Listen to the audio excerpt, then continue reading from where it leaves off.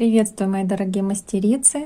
Сегодня продолжаем вязать венецианское кружево, и у нас начинается коллекция королевское золотое кружево. А что в него входит? В него входят все мотивы, которые мы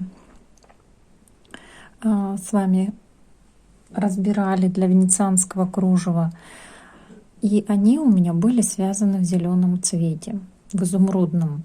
Но когда я попробовала его в таком цвете латуни, золота, у меня родилась идея, которую вы мне помогли оформить в коллекцию королевского кружева. Мы возьмем цвет золота, и будут у нас мотивы: большой королевский цветок, малый королевский цветок. И разберем эти все мотивы на отдельные составные части. Заметьте, у нас этот цветок состоит из составной части. Вот они похожи, да, с обратной стороны. Если смотрим с изнаночной, с лицевой стороны у нас закольцованы здесь два знака бесконечности в мотиве, а в этом мотиве, в большом цветке королевском, закольцованы большие кольца уже с декором сеточки. Поэтому мы для этих мотивов создадим много коллекционных идей. Как можно связать из одной бобины нить в 3 сложения?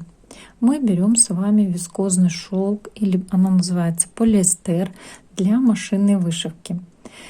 Вы в руках у меня видите одну нитку, а я сейчас буду формировать из одной нитки 3 сложения. Тем самым мы увеличиваем толщину нити и формируем ее для вязания на бурдоне. Именно эта толщина нити подходит для изящного тонкого кружева ювелирного. Центр у меня связан без бурдона, контур обвязка с бурдоном. Что нам дает бурдон? Оформленность. Он дает нам плотность, он дает нам рельефность, фактуру. И бурдоном мы можем формировать различные идеи для мотива. Итак, как формировать в 3 сложения нить? Берем ниточку, складываем ее в 3 сложения. Первый кончик здесь. Вот у нас 3 ниточки получилось. Когда мы, довязывая до петли, доходим вот сюда, мы из этой петли формируем продолжение. Захватываем пальчиком нить и тянем дальше. Это в 3 сложения. Принцип главный — это мы из петли формируем продолжение. Но сейчас продолжение формировать не надо. По мере приближения вязания к петле рука как бы почувствует уменьшение толщины, и вы заметите ее, и тогда вы продолжите нить. Но ни в коем случае не подготавливайте. Почему не подготавливайте? Потому что ниточка запутается, и вы отвлечетесь, будете нервничать на то, что нитка запуталась. А сейчас начинаем вязать сердцевину нашего мотива. Вот такая вот она.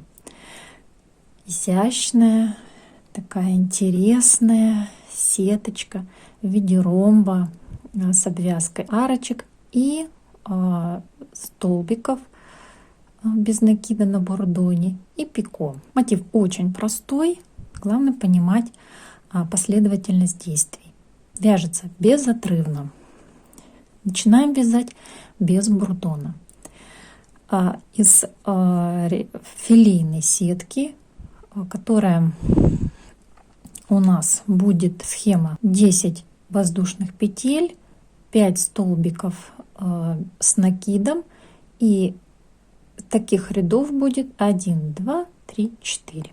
Все, вот такой мы ромб вяжем. Набираем воздушные петли первого ряда, 10 воздушных петель, 1, 2, 3, 4, 5, 6, 7, 8, 9, 10.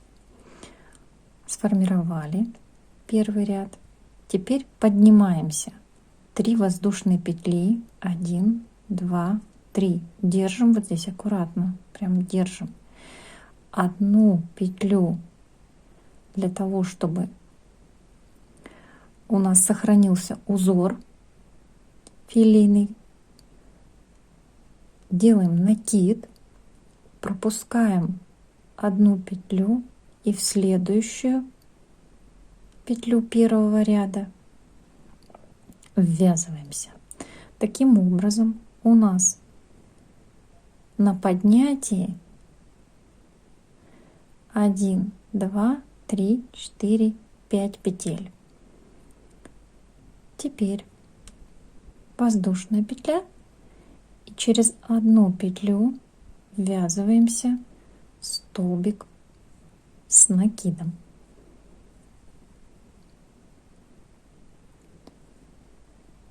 Воздушная петля,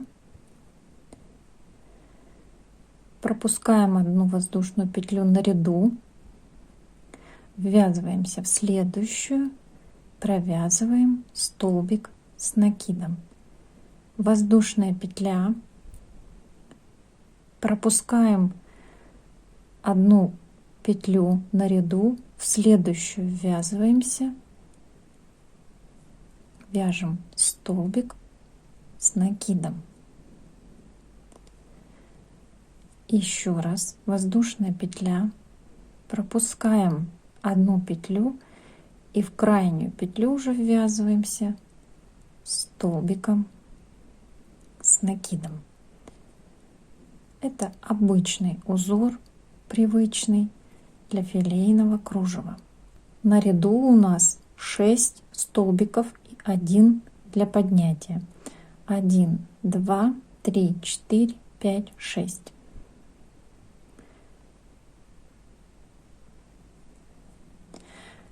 Для поднятия 3 воздушные петли, одну для того, чтобы мы сформировали филейный узор, то есть такой квадратик у нас формируется сейчас. Ввязываемся над столбиком с накидом, столбик с накидом провязываем, и по схеме воздушная петля, и над следующим столбиком с накидом ввязываемся за 2 полупетли, провязываем столбик с накидом. Воздушная петля, смотрите, я ввязываюсь за 2 полупетли предыдущего ряда над столбиком с накидом.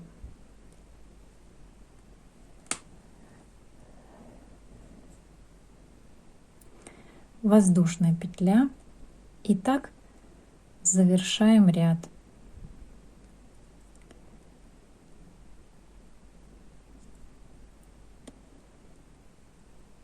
Так, соскочила. Я взяла крючок 0,45. Обычно я вяжу крючком 0,55. На этом крючке головка меньше, но степень плотности с этим крючком больше. Теперь ввязываюсь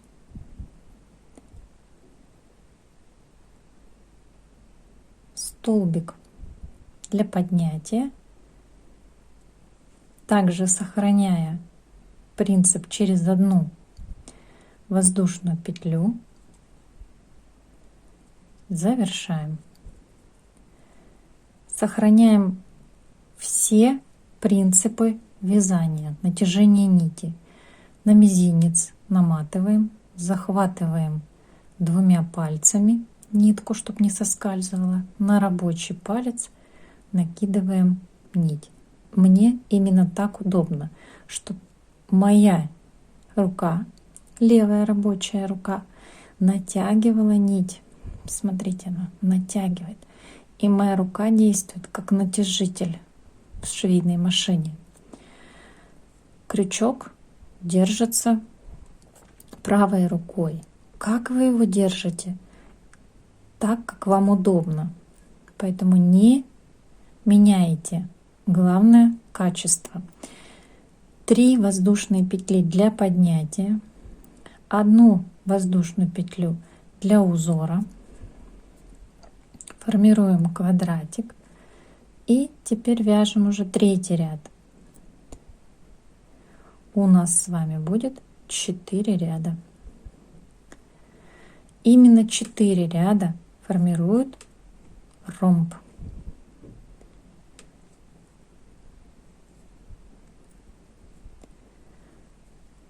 Симметричный. Сейчас вяжем по схеме предыдущих рядов, ничего не меняя.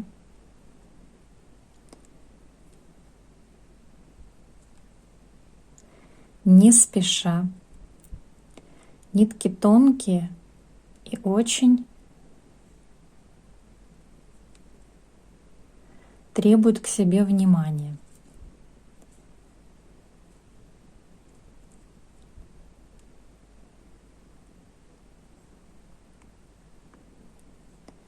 Стараемся вязать каждый столбик аккуратно, качественно. Если вдруг запутались ниточки, распустите. Перехожу на 4-й ряд. Если ниточку распустите, давайте я вам покажу сейчас. Когда вяжется полиэстером или вискозным шелком или шелком, нитка начинает себя вот так вести. Она сжимается. Берете вот так пальчиками, ноготочками, и она выравнивается. Раньше я держала возле себя стакан с водой и водичкой проглаживала. Капелька водички. Тоже это было быстро, тоже выравнивается хорошо нитка. Но однажды мне не захотелось за водой идти, и я прогладила нитку ноготочком. У меня все получилось, и я сделала вывод очередной раз. Лень — двигатель прогресса. Вот. Продолжаем вязать. Я сейчас выхожу на 4-й ряд. Так. Не пропускаю никакую петлю, не пропуская столбики. Аккуратно вяжем.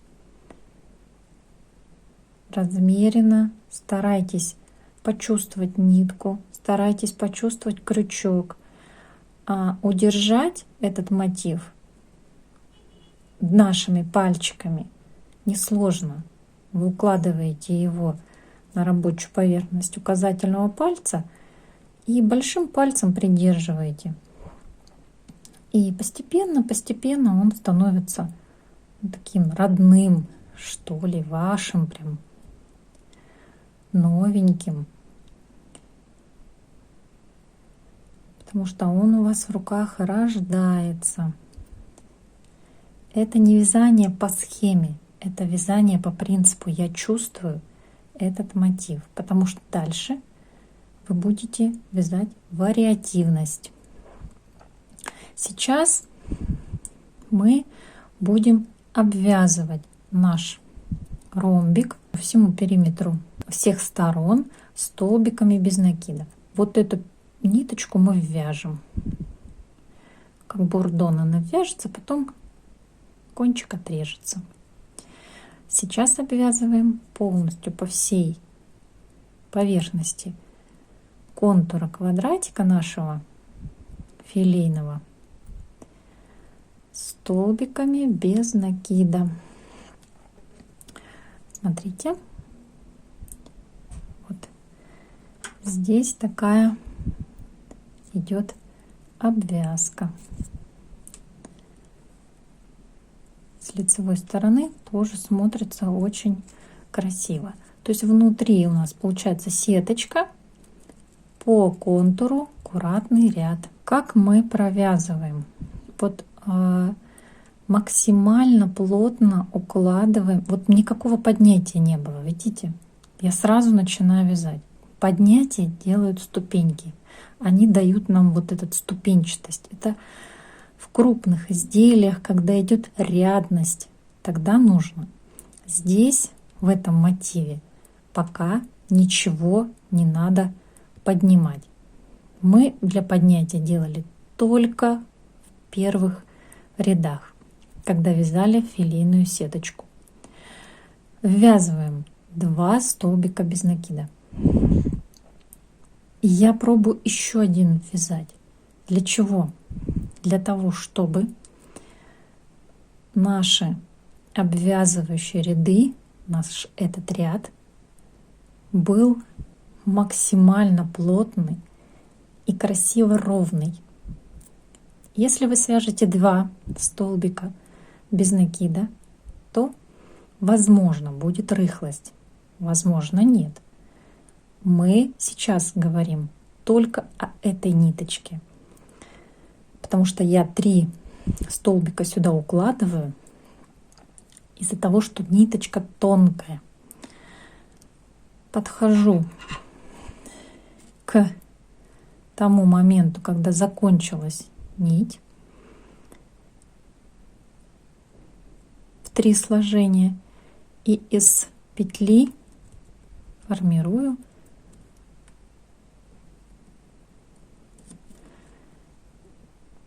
вытащила и формирую опять 3 сложения. Из петли вытащила ниточку, буквально на вытянутую руку ее продлила и продолжаю дальше вязать. Вот здесь у нас переход. Некоторые спрашивают, сколько на переходе нужно вязать столбиков без накида. Ровно столько, чтобы этот переход был аккуратный. На каждой нитке свое количество столбиков без накида. Убираем шаблонность и вяжем по ощущениям, чтобы мотив был красивый. Я сейчас связала 3 или 4. Все, я больше не вяжу, потому что я вижу, что мотив красиво на этом ряду повернут. Если я сейчас буду добавлять вот по схеме, да, тут 3 сюда, 3 сюда, у меня несуразное отверстие большое, которое вообще будет выбиваться из общей гармонии обвязывающего ряда. Опять по 3 столбика без накида продолжаю ввязываться. Обвязка идет пока по этой схеме. Все, схема не меняется. Так, продолжаем. Смотрю, проверяю, расправляю.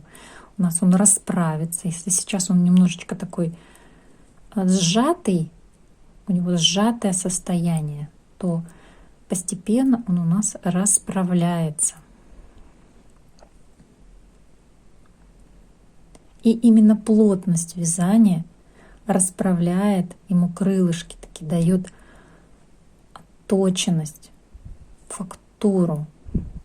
Такой полет получается, новый полет у нитки благодаря другой технике вязания.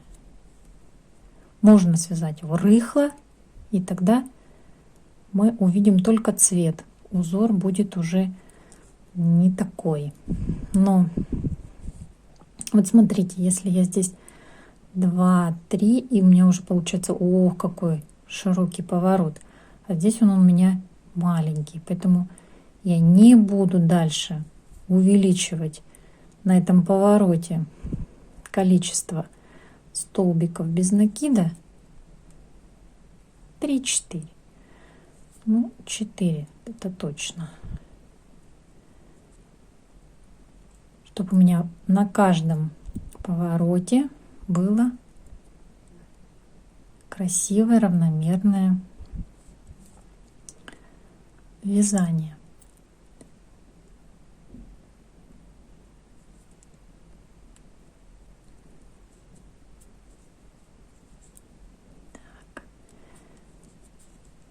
Борюсь сейчас с ниточкой, потому что она пружинит, прям выпрыгивает, но я ее укладываю на ряд. И вот сейчас, так как она уже начинала мне показывать свой характер, я ее отодвигаю. Смотрите, сейчас сфокусируется. Я ее отодвигаю, прижимаю, чтобы она мне не мешала. И дальше вяжу спокойно, зная, что я ее обрежу. 1, 2. Вот, поворачиваем 3 и сюда 4. Все, аккуратненький у меня поворот. Теперь я перехожу на ряд. 1, 2, 3 столбика без накида. Следующий квадратик. Ну, то есть над воздушной петлей 1, 2, 3 столбика без накида. И опять над воздушной петлей 1, 2, 3 столбика без накида. Проверяем, расправляем. Мы в любом случае его будем расправлять. Вот что у меня здесь произошло? Я пока вязала, говорила, пропустила. Говорю, не пропускайте, но я пропустила. Я перевязываю. Не бойтесь перевязов. Когда, ну, пока хвостик у нас будет, потом обрежется. Перевяз. Это не страшно. Неправильно связала. Нужно было ввязываться. Я куда-то мимо провязала. Так, 1, 2, 3, 4. Ну вот где-то пропустила. Вот здесь вот смотрю, да, вот тут вот. Перевязываем, не боимся. Не боимся. Вот сейчас дойду до этого момента, где нужно перевязать. А вот здесь вот пропустила. Вот он у меня. Я обвязала, исправила прореху. У меня осталась вот ниточка здесь, которую я обрежу. Сейчас я тут делаю в натяг. Знаем, что такое в натяг. Это натянули, потом только ниточку обрезали. Так, теперь следующее у нас идет по схеме, по нашему вязанию. Это арочки по 2 граням ромба. Я по лицевой стороне продолжаю это делать. Буду вязать, обвязывая вот эту сторону и эту сторону. То есть у нас ромб вот так вот развернется. Сколько арочек нужно, да? Сколько? На данный момент у меня 1, 2, 3, 4, 5 арочка ввязывается в верхушку, вот сюда, в верхушку ромба. Опять идет 1, 2, 3, 4, 5. Где ты тут? Не видно тебя. Вот она. Вот она. Замялась. Я приготовила бурдон. У меня такого цвета нет. Приближенный цвет есть. Я его уже, из него уже связала. Вот такой вот, немножко с охрой. И что я вам скажу. Вот тут вот огрех. Его нужно было бы исправить, но чтобы вы понимали, с изнаночной стороны вот его видно, да, с лицевой стороны он не сильно заметен. Вот здесь вот чуть-чуть видно. И то есть при вязании нужно будет смотреть, чтобы у нас подтянут бурдон был всегда, особенно на сгибах, особенно вот здесь на сгибах. Еще какая особенность? Вот этот мотив после ВТО. До ВТО он вот немножко вот такой вот скукоженный, скореженный. Почему? Потому что сама ниточка вискоза или полиэстер, они дают вот эту пружинность, фактурность еще пока. А после утюга у них они становятся послушными. Все. Мы их подутюжили, и они становятся послушными. Какой длины бурдон брать? Берите побольше всегда. 1,5 метра, 2 метра. Берите. Но на ввязывание бурдона в мотив нам нужна вот эта петля. Бурдон пока откладываю. И у меня по плану арочки. Вяжем.